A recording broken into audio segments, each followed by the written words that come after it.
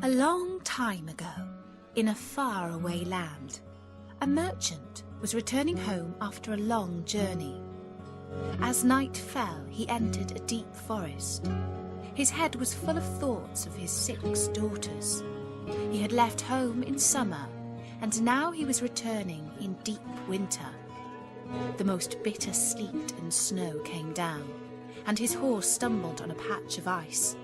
He heard wolves howling, and soon he realized that he was lost.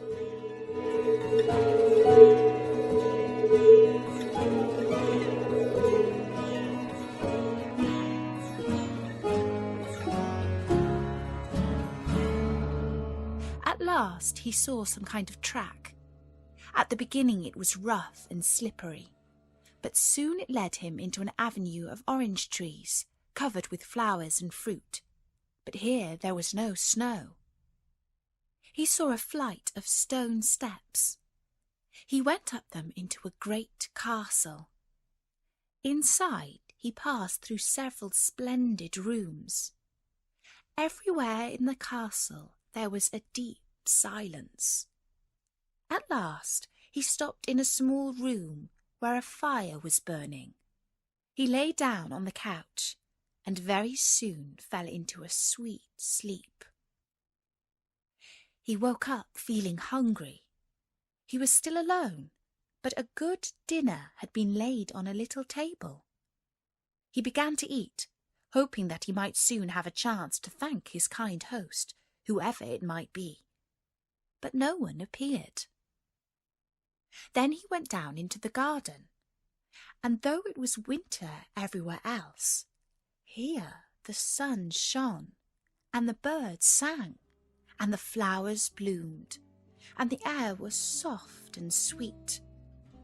The path had a hedge of roses on each side of it, and the merchant thought that he had never seen or smelt such beautiful flowers.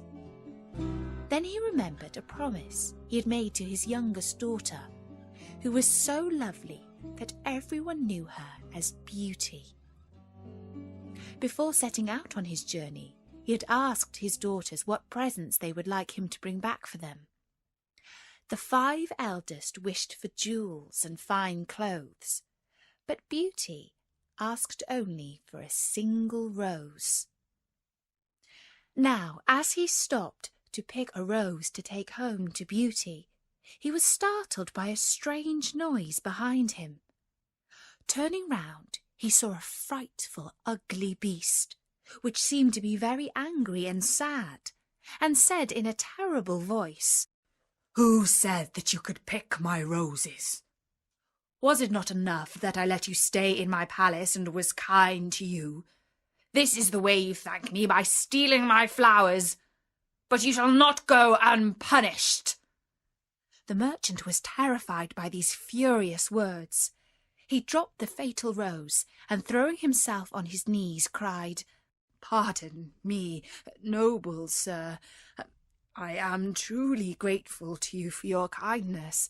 I could not imagine that you would mind so much if I took such a little thing as a rose." But the beast was still furious. He cried, "Excuses and flattery will not save you from the death you deserve."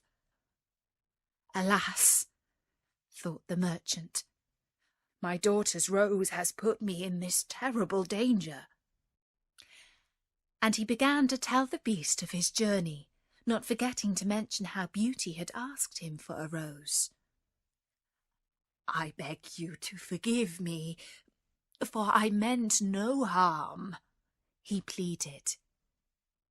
The beast thought for a moment, and then he said in a less terrible voice, "I will forgive you on one condition. That is, if you will give me one of your daughters."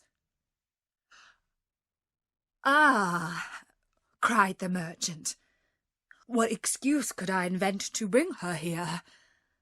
"No excuse," answered the beast. "She must come willingly. Go home. I give you a month to see if one of your daughters will save you. If none of them is willing to come to me, you must come back alone.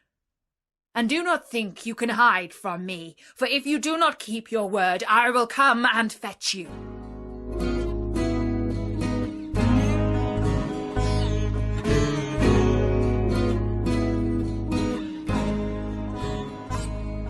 The poor merchant, more dead than alive, went to the stable where his horse was ready for his journey.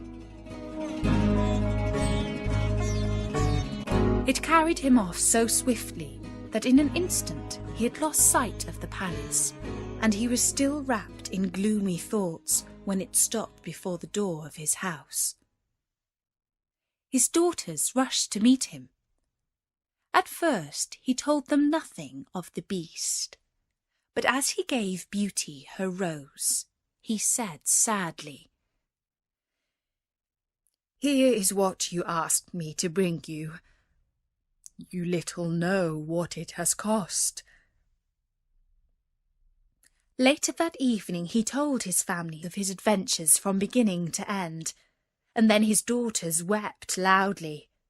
The girls were very angry with Beauty, and said to her that it was all her fault, and complained bitterly that they should have to suffer for her foolish wish. Poor Beauty said to them, "Who could have guessed that asking for a rose in the middle of summer would cause so much misery? But as I made this mistake, it is only right that I should be the one to suffer for it. I will go back to the beast with my father." When the fatal day came, she said goodbye to her sisters and everything she loved. She mounted a horse together with her father, and it seemed to fly rather than gallop. They soon reached the avenue of orange trees, where statues were holding flaming torches, and when they got nearer to the palace, music sounded softly from the courtyard. Her father led her into the little room where he had stayed, and there they found a splendid fire burning and a delicious supper set out on the table. After they had finished their meal, they heard the beast's footsteps approaching, and Beauty clung to her father. But when the ugly beast appeared, she tried hard to hide her terror, and she nodded to him politely. This clearly pleased the beast. After looking at her, he said, in a voice that might have struck fear into the boldest of hearts, "Good evening, old man. Good evening, Beauty." The merchant was too terrified to reply, but Beauty answered sweetly, "Good evening, beast." "Have you come willingly?" asked the beast.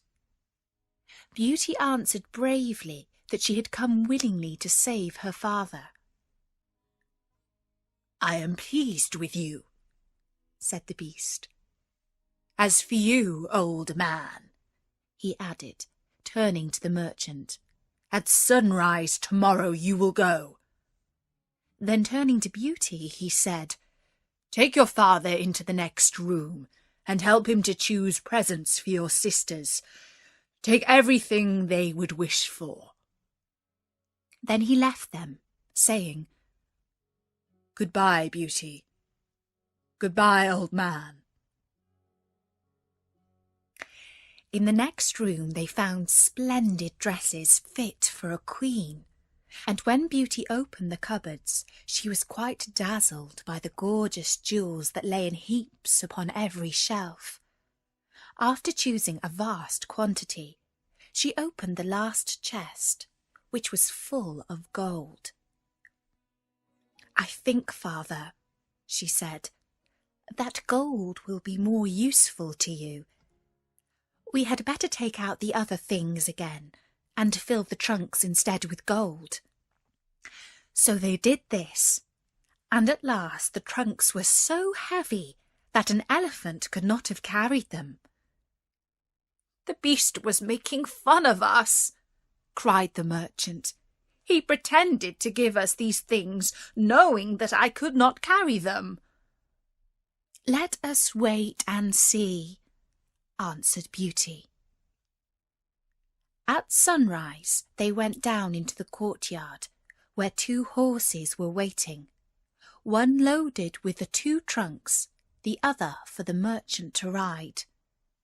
And as soon as he climbed into the saddle, he went off at such a pace that Beauty lost sight of him in an instant. Then she began to cry, and she went back to her room and fell into a deep sleep. She dreamed that she was walking by a stream when a young prince came up to her and said in a voice that went straight into her heart, "Ah, Beauty, you are not so unlucky as you suppose. Only try to find me, no matter how I may be disguised, as I love you dearly. Make me happy, and you shall be happy. Be as true-hearted as you are beautiful, and we shall have nothing left to wish for."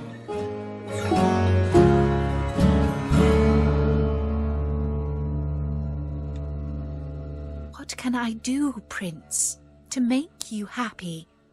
said Beauty. "Do not trust your eyes," he answered, "and set me free from my misery." When Beauty awoke, she began to think about the charming prince she had seen in her dream. "He said I could make him happy," said Beauty to herself. "It seems that this horrible beast keeps him a prisoner. How can I set him free? I don't understand it. But after all, it was only a dream, so why should I worry about it?" She got up to explore the castle, but she did not hear anyone or any sound, and she began to find it rather dull. Only that evening after supper she heard the beast coming, and she trembled with fear at what it might do. But he only said, "Good evening, Beauty." She answered cheerfully, and managed to hide her terror. He spoke politely to her for about an hour, and asked her all about her life with her family. Then he said in a gruff voice, "Do you love me, Beauty? Will you marry me?" "Oh, what shall I say?" cried Beauty, for she was afraid to make the beast angry by refusing. "Say yes or no without fear," he replied. "Oh, no, beast," said Beauty hastily. "Since you will not, good night, Beauty," he said.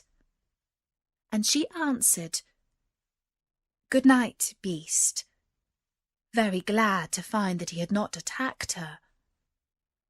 And after he was gone, she was very soon in bed and asleep, dreaming of her unknown prince. He came to her and said, "Ah, Beauty, why are you so unkind to me? I fear I will be unhappy for many a long day still.